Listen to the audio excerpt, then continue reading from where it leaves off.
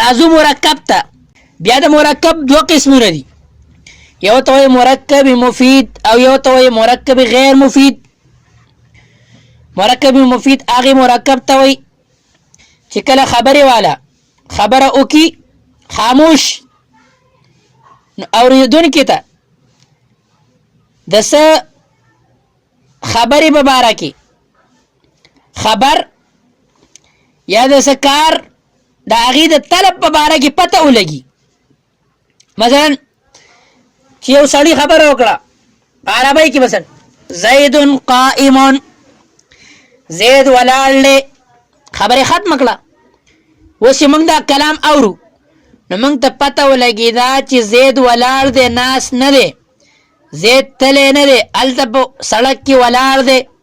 نو موږ د خبر په باره کې پته ولګېده.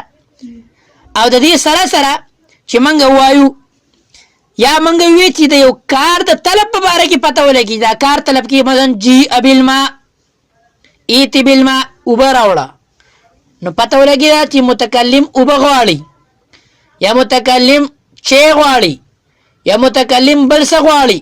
نو چې کله خبرې والا خبره وکړي او سامع د هغې خبرې په باره کې یا څه خبر پته ولګي او یا د څه طلب پته ولګي نو دې ته به وایو مرکب مفید.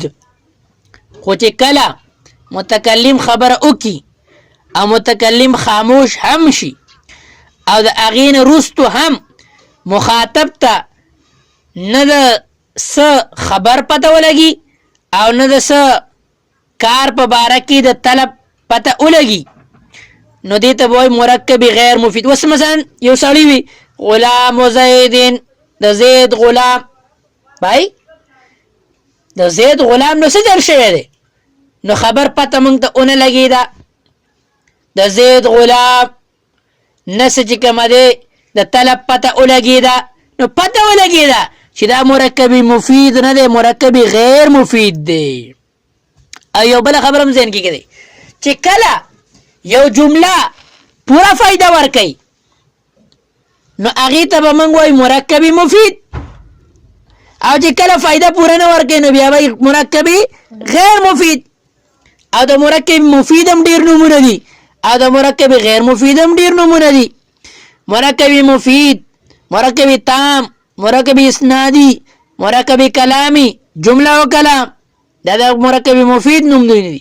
او د مرکب غیر مفید هم نومونه دي، مرکب غیر مفید، مرکب غیر تام، مرکب غیر اسنادی، مرکب غیر کلامی او مرکب ناقص. مرکب ناقص